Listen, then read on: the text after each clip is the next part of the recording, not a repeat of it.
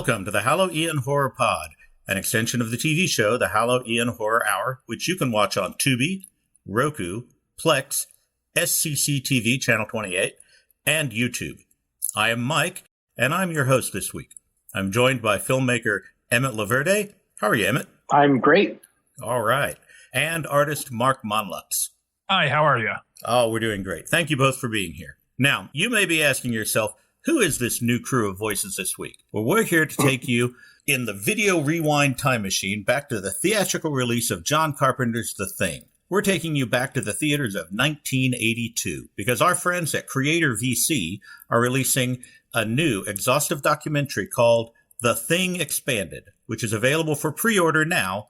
Links are in the description. Creator VC has been putting out amazing documentaries on horror for many years. Their ongoing series, In Search of Darkness, is about 20 hours worth of horror video culture history and nostalgia with amazing guests, including stars from the films and contemporary favorites. So, go down to the link in the description and order your copy of The Thing Expanded and tell them Halloween Horror Hour sent you. Now, with all that cleared up, let's talk about what it was like to see The Thing in theaters in 1982. For those of you who can't remember 1982 as well as the three of us can, let me set the stage for you. 1982 was a great year for movies. Before the release of The Thing, you had Arnold Schwarzenegger in Conan the Barbarian, Poltergeist, Star Trek II, The Wrath of Khan, the highest grossing movie of the year, E.T. the Extraterrestrial, and releasing on the exact same day as The Thing, Blade Runner. After that, you had Tron, Fast Times at Ridgemont High, Pink Floyd The Wall, the very first Rambo movie, First Blood, Friday the 13th Part 3, Halloween Part 3, Creepshow, The Last Unicorn, The Dark Crystal, and many more. All three of us are here because we saw The Thing during its initial theatrical release. How much did you know about The Thing before you saw it? Not that much, actually. I was familiar with the original. I hadn't seen it, but I had heard that the new one was coming out, and it was done by the Halloween guy and the Fog guy. And that's kind of the extent of what I knew. Oh, and it had Kurt Russell, who I remember from the Dexter Riley Disney movies. So I wasn't sure what to expect. And Mark? I was really excited to finally see a John Carpenter movie in the theaters. A couple years prior, when Halloween came out, I was living in Japan as a foreign exchange student, and I read about it in a newsletter, and I was kind of going, oh man, I wish I was in the States being able to watch this. I was in college at the time when The Thing came out, and I said, oh man, John Carpenter, there's a name I remember. I'm looking forward to watching it so much. Also, I was really a big gore hound during my college years, and I was seeking out every possible movie that could have any lingering little bit of blood or splatter in it. So when I heard that this was coming out, I had real high hope. One of my friends saw it and said, oh, do you like gore? And I went, oh yeah. So oh man, this is going to be so up your alley. Well, I was already a fan of John Carpenter, having been blown away by the original Halloween and Escape from New York just a year before, which also had Kurt Russell. So my friends and I were pumped to go to a midnight pre-release screening at one of the largest screens in Oklahoma City. That's where I was at the time. A true Cinerama curved screen. The place was packed, and the only place we could go was the front row. It was sensory overload. Wow. Sensory overload. But so I remember someone saying that they actually kind of saw it by accident.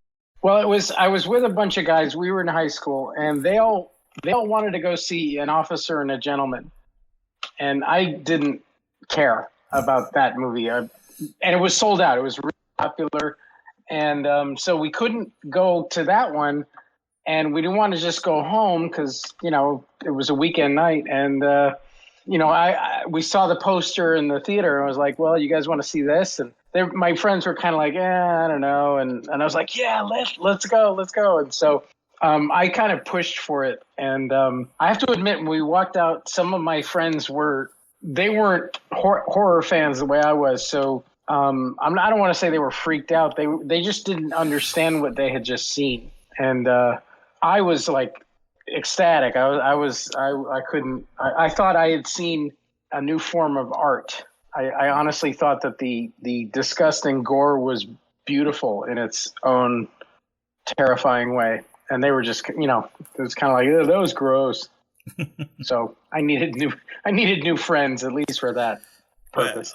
Well, I hope that's worked out for you. Oh yeah, I found my people. Yeah. I was in college, and there was about 4 of us from our dormitory, and we thought, there was one theater in Ellensburg, Washington, so you didn't have much of a choice of where to go, and that was the one movie that was showing. And then we said, let's go down and hit this. I said, yeah, I'm really looking forward to it. Then I saw the movie poster artwork for the first time, and I'm trying to remember his first name and last name. I think it was Drew Struzan. Yeah, Drew Struzan did the movie poster artwork, and I was studying to be a graphic designer, so I was kind of like, wow, look at that design. That's so cool. That's just awesome. Walked into the theater. That's when I first realized Kurt Russell was going to be in the movie, and like you, I saw him in Escape from New York as Snake Lipkin, and but like you, I was familiar with him in like The Computer Who Wore Tennis Shoes. I grew up with him as a child actor. Yeah. Yeah, he seems to have made some choices after separating from Disney that helped him transition into being a good adult actor. I was worried about him. I when he was, right around when he did Elvis, I was like, is anyone going to take him seriously in movies where he plays a macho guy? Because he was such a, he's kind of a nerdy college kid in the Disney movies. So I was real happy that he pulled it off and was so convincingly cool in Escape from New York, for example. Well, I know I had a lot of friends that were just totally media saturated and horror and science fiction and role-playing game. This happened actually my junior year, between junior and senior year of high school. And so, I was definitely in that totally invincible stage. And I'm not a big fan of slash and gore, but I really loved the way the special effects worked in that movie, and just the way that they built the tension. I mean, just the John Carpenter is at the time, at least, he was, I guess, kind of an underrated master of really building that tension and then giving you a great payoff in the last third of the movie, which the thing is just great in that respect. In his other movie, The Fog, one of the best things is the whole creepiness of the fog, the stuff being buried in the fog so you couldn't see it, and you get just the smallest little hints of what's lurking in the fog, and with an occasional in-your-face thing. But that brought a lot of terror and suspense to that movie. And you're right, a lot of that carried over to this. He kind of brought it in bit by bit. The whole beginning scene with the dog running through the snow, being chased by a helicopter.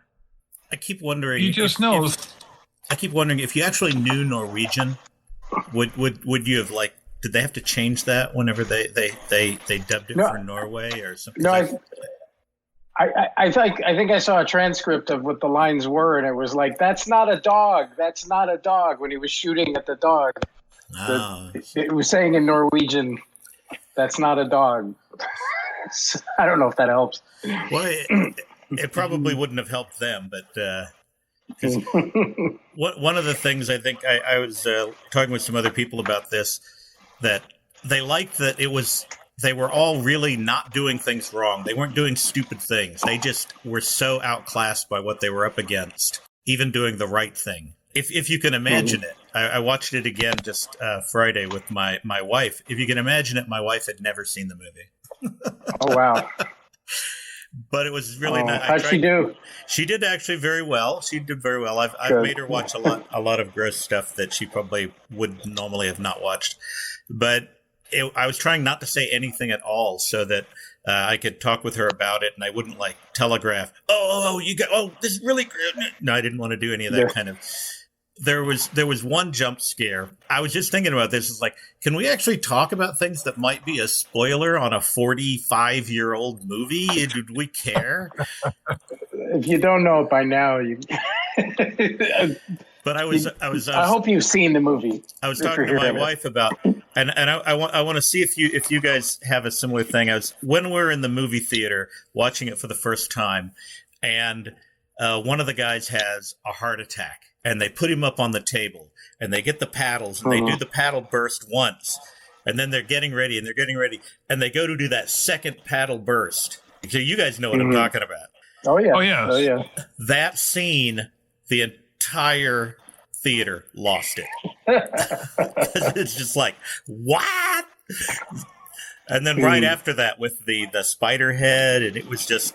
That scene with the jaws, when you look at it, first viewing, you think, oh my God, those jaws climb down on his arms, and they must be razor sharp because those stumps come right off. But if you're watching it a second time or a third time or a fourth time, I have to confess, but first month that movie came out, I must have seen it in the theater like 8 times. I just kept going back and back and back. And then when the one theater in Ellensburg stopped showing it, I would get in a car with a group of other fans, and we would drive to Yakima where it was still showing. And so I saw it in the theater like a dozen times before it went away.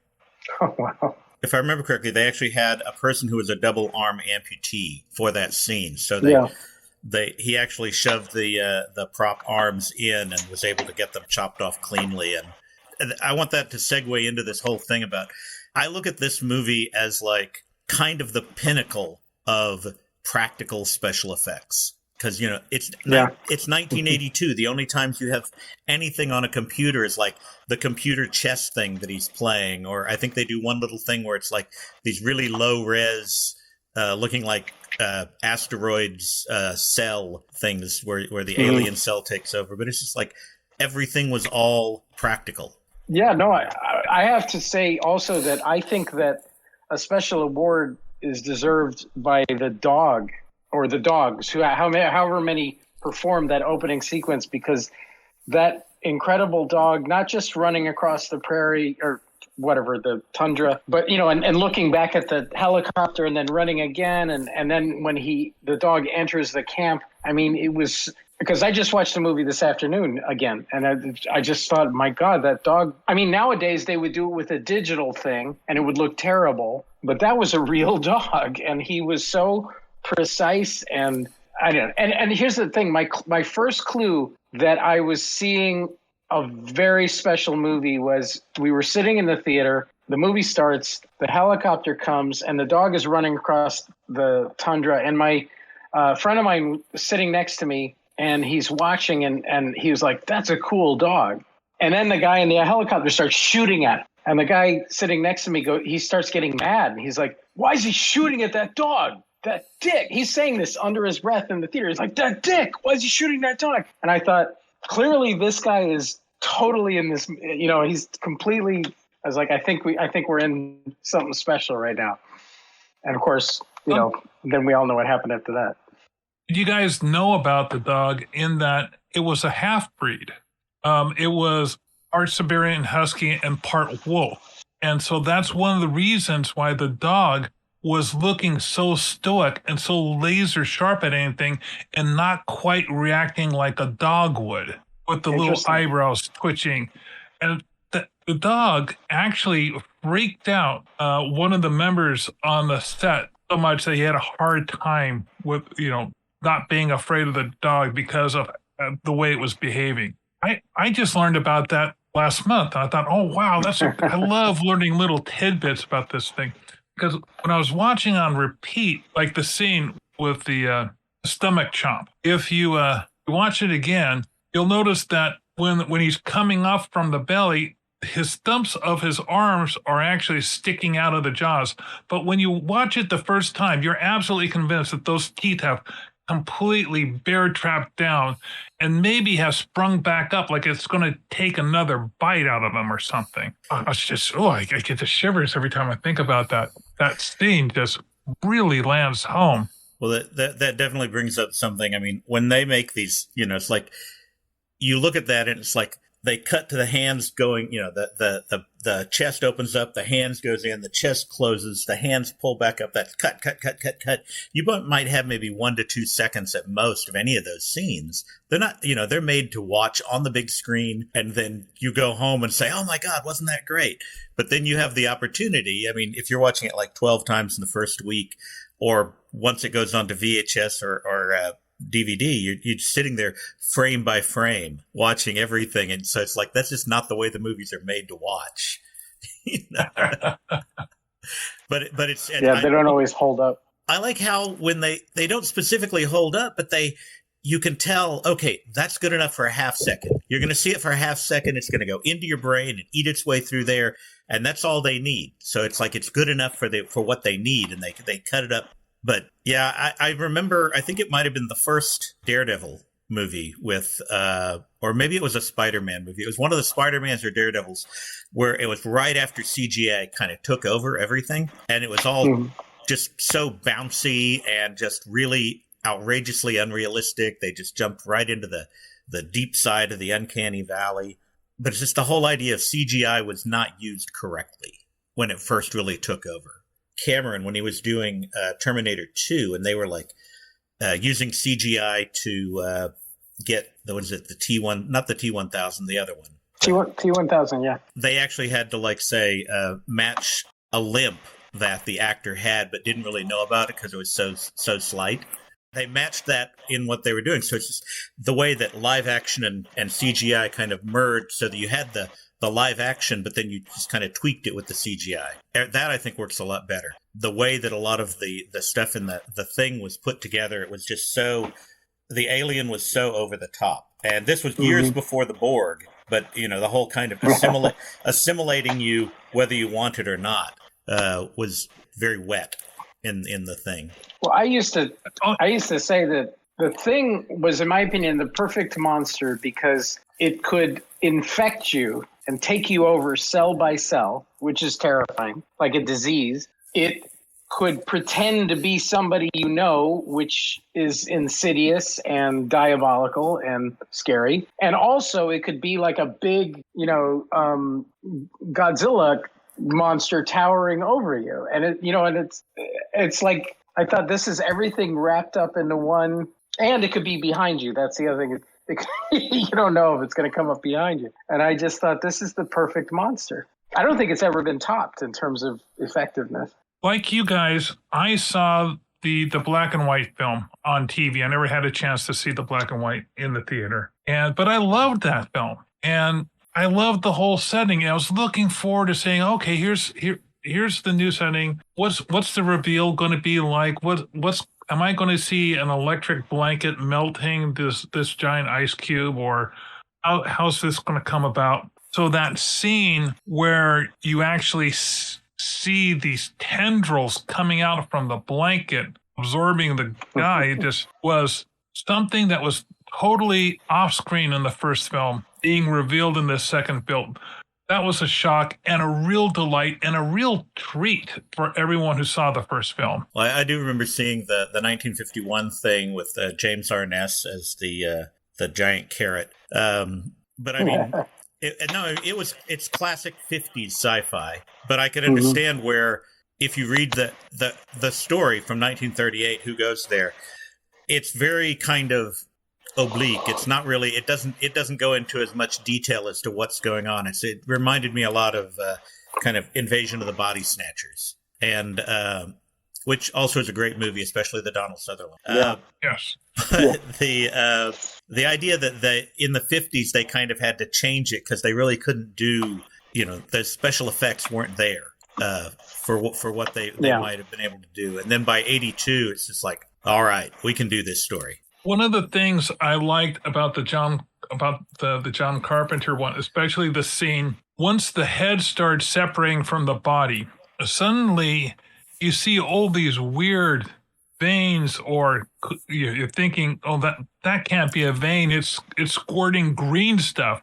That tuber type thing is blue. That it should be red, and it's going all psychedelic, which was reminding me of another horror film I saw called Street Trash, where all the goo and the ichors and things were these technicolor solid fluids, and I saw that coming out on the screen. I thought, oh wow, that's really inventive that he's making it look really colorful and splashy by going away from just blood. I thought that was a really good decision. It made the whole alienness of what was happening even more strong. And see, I remember when I was watching parts of The Thing in '82, I was actually thinking somewhat of Ian Holm in Alien, and just the way that all of a sudden he freaks out, and instead of blood, you're getting this weird milky stuff coming out all over the place, and and of course that had its own, 79, I think I was 14, so there was just this whole ocean of milky crap flowing out, and you're like, very very transgressive on a lot of levels for a teenager, but it's just the whole idea of you especially that scene where the head's coming off. It's very much like, that's not human. There's something going on there. I love that they had a sense of humor about it too, because when the spider legs come out and then the eyeballs come up, and he goes, I don't know if it's okay to swear, but he goes, you've got to be effing kidding me, which. Yeah, I don't even know if it was written in the script, but that was exactly what was needed, because I think that's what the audience was like. This is beyond. This is, that thing was almost cute. Is this our head? Oh, yeah. Yeah, I created an enamel pin showing that scene of the spider head. A little close in it. Yeah, and I have some flames going on behind it because he's being chased by the flamethrower. Yeah, there you see that severed head underneath this desk, and then all of a sudden, the silhouette shot, legs start popping off its ears and out of the stump and hitting the ground, and you're kind of going, that's just so wrong. And then you see it peeking out behind the desk, and then it's making a run for it. And I think you need to go back and listen to it, because Does he actually swear, or is it just gotta be kidding me? Or do we just add in? No, he swears. Does he? Okay. He does swear. Oh, he swears, yeah. I think by that time they knew they were going to get an R rating, so they weren't worried about a swear. Yeah. But that was part of the problem with the movie in '82, is that they went for the R-rated horror, and they were up against E.T., The alien, he comes down and he's like all nice and helpful, and he just wants to phone home, and the bad guys are the government trying to stop him. And then, a couple of weeks later in theaters, you have people swearing and body parts, and this is a very dark, nihilistic alien encounter. So I think that kind of, to the people in 1982 who weren't, I guess, like us, it was a bit much. One of my favorite scenes is the couch scene. Oh, yeah. Where they're testing the blood. And when the blood literally jumps out of the dish, I was kind of expecting maybe the blood would separate, run away from it a little bit, make a little simple dot. But no, it kind of almost becomes like a cricket mass and just kind of launches off. That whole reaction from everybody. And then suddenly they're tied to the couch, and the one guy starts to morph. Mm-hmm. That was from a sheer terror madness level of what are we going to do now. That was one of my favorite scenes in the whole movie. And me and my friends were in our seats, and we were all grabbing each other, going, "No!" Just emulating what was happening on the screen. No, I think that was the scariest scene in the movie. I really, that extended blood testing scene, I thought the tension and it was so full of possibilities, and you knew something bad was going to happen, because we've already seen, that they're willing to go there, and they were just drawing it out, and all they were doing was just testing. All they were doing was just testing blood, and I thought it was fantastic. I like the way they built it up, and I also like the way that basically one of the guys that he just killed wasn't an alien. And the dog trainer. Yeah, he was just so upset. But it was reminding me, watching it again, it was like, oh wow, this is like a game of Among Us if you play computer games, or if you're not into computer games, like there's games like Mafia or Werewolf, because you Assassin, I'd heard it called. It's a great thing. I like how once they figure out that they're probably not going to make it. None of them are going to make it. They're just like, okay, well, let's blow the fucker up. It's like it reminded me again of the aliens thing. We need to nuke it from space. It's the only way to be sure. but even then, and what about the ending? What do you guys think about the ending? Well, I think that I knew that they were never going to destroy the thing completely from the moment that it came back from being frozen. That burned body that they brought back to camp and everything. And when that came back to life, I thought they're never gonna completely destroy this thing. And so it really was just counting down till they die, and then the thing waits for the next opportunity. So I like the ending, but I frankly I didn't see how it could have a happy or hopeful ending. So, and the scene where he's sitting across from Childs, and you're kind of wondering, okay, is Childs an alien or isn't Childs an alien? Both of them know they're going to freeze, but one of them, like you said, they're going to thaw out. And I've heard a lot of conspiracy theories. I just love hearing conspiracy theories at conventions. Like the flask that he was handing Childs was actually filled with gasoline, and when he drank it and didn't make a response, oh yeah, that's how he knew he was the alien. Well, if that's, wouldn't he have torched the guy? So. I think they were both mostly human at that point. Either that, because if they were both aliens, they would have known that the other one was an alien somehow. I don't know. But I think they were both human, but I also think that humanity was still pretty doomed because whatever was left of the alien was just going to freeze and then get thawed out again, making the same mistakes. Although if the tape if the tape that MacReady made and said he was going to hide actually gets found, maybe someone will have a clue before the thing thaws out. You're rooting for the weather. You're hoping, oh, wow, I really hope that everything deep freezes. Let's just put this in deep, hibernation and hope that, like you said, the tape survives.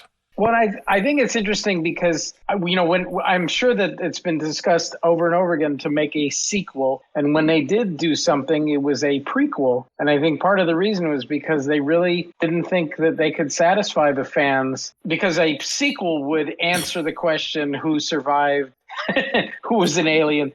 And I think I was surprised that they made that choice to say, we're not gonna touch the ending of the original. We're gonna tell a prequel story, which I enjoyed that movie not nearly as much as John Carpenter's, but I thought it was fun for what it was. Do you know what I'm talking about? The 2011, the 2011 movie. I really enjoyed the prequel as well. I have not actually seen the prequel yet. I'm hesitant on seeing things like that because it's like, well, what are the Norwegians really going to say? But I am tempted to see it. I do like Mary Elizabeth Winstead as an actress. She's very good. And if I remember correctly, she does not. I don't think she died at the end of the prequel. I can't remember, but it's almost like I almost feel like she had some sort of an opening. Well, I'll have to watch that again. But anyway. Well, I'll have to watch that new one again. Now. Yes. But there is actually where I was left. Oh yeah, go ahead. Yeah, I was dissatisfied with the movie, and a lot of fans were because. Well, at the time, it used a lot of practical special effects, but then they went back in, and a lot of the practical special effects were replaced with CGI. And I think that kind of went against the homage to the original film. It went against the people who did the practical special effect for the film were so disgruntled that they couldn't really brag about the movie because a lot of it was overdone with CGI, that they decided to do their own movie using nothing but practical special effects. This movie was called Harbinger Down, and it was crowdsourced and has Lance Henriksen in it. And if you ever watch that film, they decided to show off everything that had been edited out of the thing, but with a different type of storyline. And it looks it looks like it was CGI, but it wasn't. It was 100% practical special effects. They wanted to say, hey, you don't have to go the cheap route. You can really go the traditional route and still get the same effect. When I was watching the 82 one again, I was noticing where they were using matte paintings. which was another thing that, it's like, especially when they go out on the ice to see the old ship again. And you can sit there and it's like sitting there trying to sit there. Where did that matte painting end and where did the people start? Because they were using it because that's what they did in 82. They didn't have this whole CGI matte painting going. And it reminds me, I was thinking about like with Dune, the 84 Dune, they did the same kind of thing where you had a huge thing going on, but there's actually just enough action that kind of in the holes of the matte painting. I just, again, that whole practical special effects, matte painting, all of the older kind of ways that you'd build this suspension of belief. And yeah, of course, once it came to the point of having CGI, then the corporate heads could do what they want. Well, I think that the matte paintings in The Thing were too beautiful. I mean, I think most people just accepted them as reality, when they saw the movie. But I always thought, God, that landscape is so gorgeous. There's no way that it could be real. What strikes me about this movie that even 45 years later, there are still people. I mean, we all had the pleasure of seeing it in the theater when it first came out. I still see it in the theater now and then because there are some local theaters here in Tacoma that make a point of showing old films.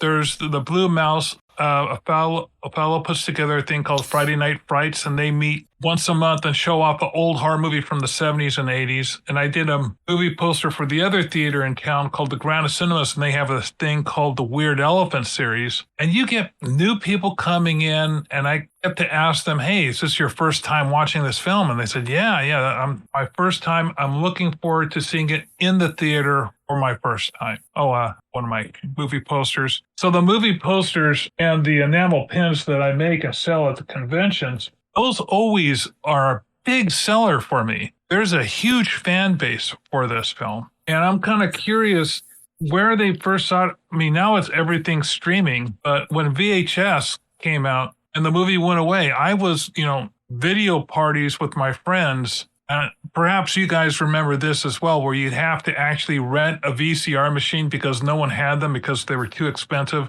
So you have to rent a VCR machine. Everyone would chip in on it and they'd buy or rent their own movie. And you'd have this 24-hour movie marathon of all these movies that everyone else selected. You didn't know what you were going to get before you had to return the rental unit back to the video store. I'm kind of curious, did you guys have that type of experience with this movie where you were, trying to say, okay, we got to watch The Thing again on the VHS? I was working at a photo lab, and we had some video equipment and some cameras and things. And so I actually brought home the VCR to watch movies on the weekends. I don't think that store is in existence anymore, but yeah, I remember we had it was hard to get a hold of a decent VCR. I had a friend who lived in a part of just outside of Oklahoma City where there was no cable. And so we had a deal with him because we had cable at my house. And so he bought a VCR and he would go through the thing every week and mark movies that he wanted us to record for him. And as long as we recorded those movies for him, we had the VCR the rest of the time to do whatever we wanted with. And so, he just wanted to see movies and didn't have cable. So, we would record movies for him. And then all of my friends would come over and we would all sit in our my parents' living room and watch just everything, just all of the stuff. And this same friend, he was a very big, huge fan of Dark Star. So I can't remember if he I can't remember if he drug us to a midnight movie of Dark Star or if eventually we all saw it on VHS or probably both. But just loved all of the hijinks that you had to go through to make sure you got stuff on these crappy VHS tapes. My very first comic book convention was APE, the Alternative Press Expo in California. And I had a book called Comic Critic Presents Seldom Seen Films. And in it was a cartoon review I had drawn of Dark Star. And a man came up to my table and started flipping through it. And then he just starts laughing his head off. And it turned out to be Dave Novell, the guy who played the astronaut who was talking to the bomb. He and I immediately became friends. And I had a chance to draw a picture of him talking to the bomb on the flyleaf, and gave him the book. He teaches cartooning at the Charles Schulz Museum. Oh, wow. There's weird things that happen. This total aside from the whole thing. It's hard to underestimate the ultimate geekiness of the people putting this show together. Now, so you showed your wife the thing for the first time. Yes. Just last week. Friday. Ooh. I've had the pleasure, and I've met people going to the theater and to see the film for the first time. Do you guys have other experiences where you introduce this to other people? Oh, okay. That's like Oh, yeah. I don't have the opportunity to introduce it to other people because everyone I hang out with is all like, "Oh, have you seen the thing?" Yes. Oh, you get that look on their face, like I've said the magic phrase. My brother had never seen it, and because he likes movies more like An Officer and a Gentleman, and but he wanted to see it. This is fairly recently; it was just a couple of years ago, and so everything about it was new. And again, we're watching at the beginning, and we're seeing the dog run across the tundra, and my brother is kind of like, "Is that a dog? What's happening with that dog?" And I just looked at my brother and I said, "That's a bad dog." And he kind of he's a little confused, but he soon understood. Yeah, the dog is so chill. I like how you don't know it. It's just the dog. It's but my wife actually grew up without a TV set. And so there's lots and lots. Like when we were talking about, I was talking about the Andromeda Strain, the movie, and she was like, "Oh yeah," and she was like, "Oh no, I haven't seen that, but I read the book." So there's a lot of that. So I get to share my love of movies with my wife, and it just reminded me because one of my older son's friends, he was talking to me about the thing because even though he's not even 30, he loves the movie.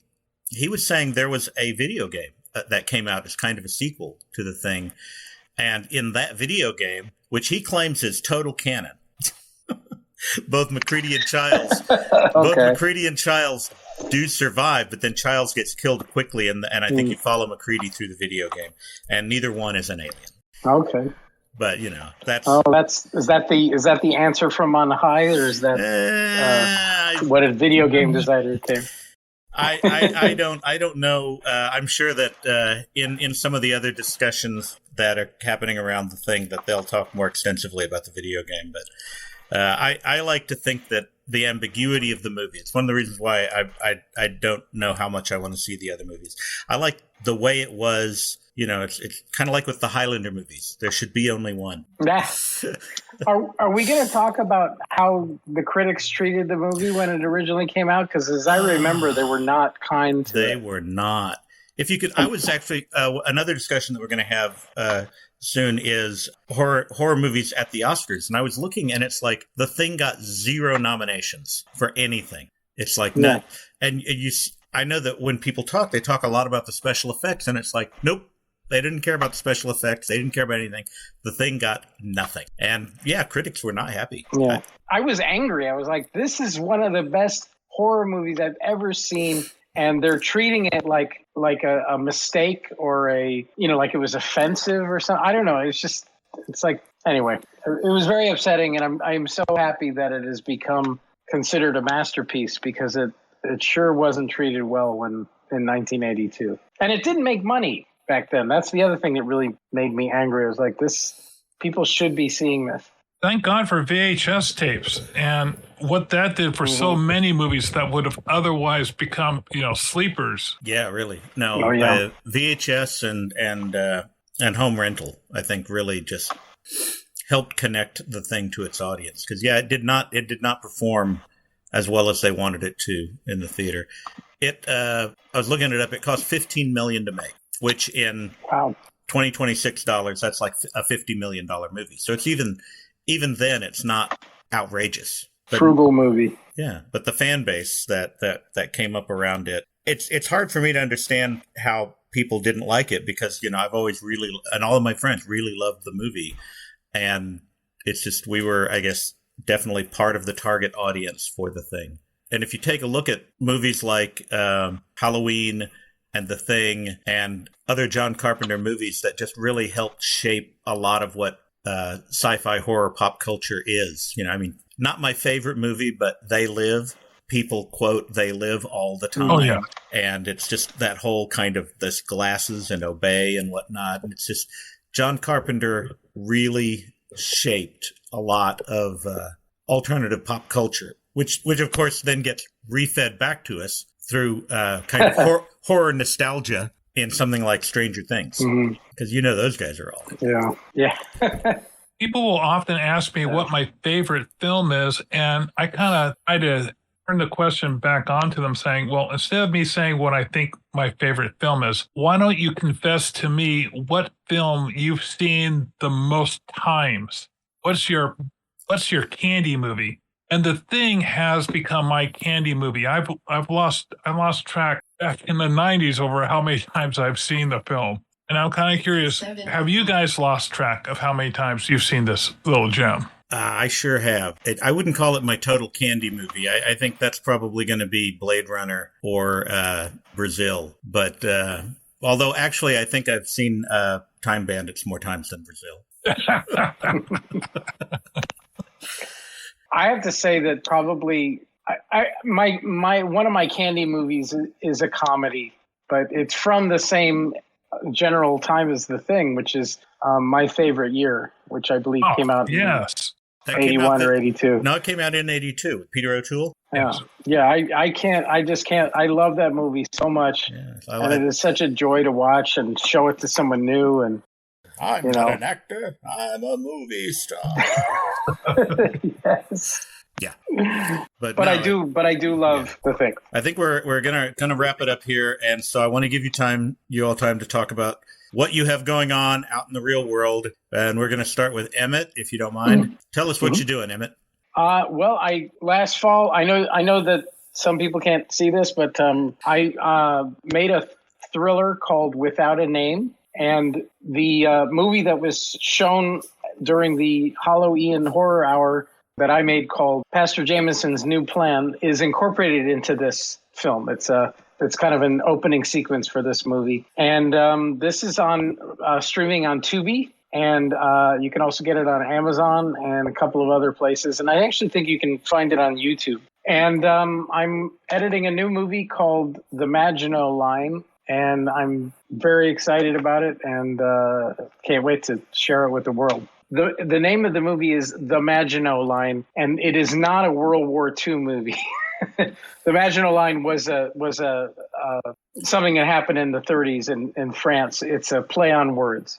I see. Wanted to clarify that. The Maginot Line stars Mara Marini. She was on Parks and Recreation and a couple of other shows, and also Carlo Mendez, who is an up-and-comer, and he's actually the brother of the actress Eva Mendes, and they're both terrific, and I can't wait to show it off cool to everybody. And Mark, what do you have going on? I do a lot of work, illustration work for my clients. I'm doing some work now for the city of Tacoma that are going to be art wraps on dump trucks. That's hardly horrifying, but horror or cult movie related. I'm always doing movie posters for the theaters here in town. And if you like to see the movies I've done and my enamel pins, all my stuff, I have an Etsy shop at Monlux Illustration. The first last name is spelled Monlux. If you check that out, there's about 24 movie posters and a bunch of crazy pins. I'm sure that we'll have links to whatever you provide us links for in the description so people can find your stuff. And just know you two are the right kind of people just because of the association that you now have with all the people listening to this from The Thing. Myself, almost all of my stuff can be found at rewiredgeek.com. I accidentally branded myself with the name Rewired Geek, one word. It's a weird story where I used to have my usernames on the internet used to be Mucho Mas, which is a character from Thomas Pynchon's The Crying of Lot 49, the husband of the main character, Edwin Mas. And all of a sudden that was taken. And I was reading a book called Rewired, a post-cyberpunk thing, and I'm a geek, so Rewired Geek.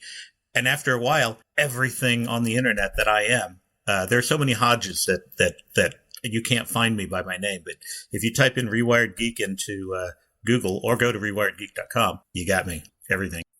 Thank you for having me on the show. I've loved talking about this movie. And let's see. So we've been listening to the Halloween Horror Pod, an extension of the TV show Halloween Horror Hour, which, of course, can be watched on Tubi, Roku, Plex, SCC TV, which is the Seattle Community College TV, Channel 28, and YouTube. This is Mike Hodge, and I've been here with Emmett Loverde and Mark Monlux. Hope you all have a great week.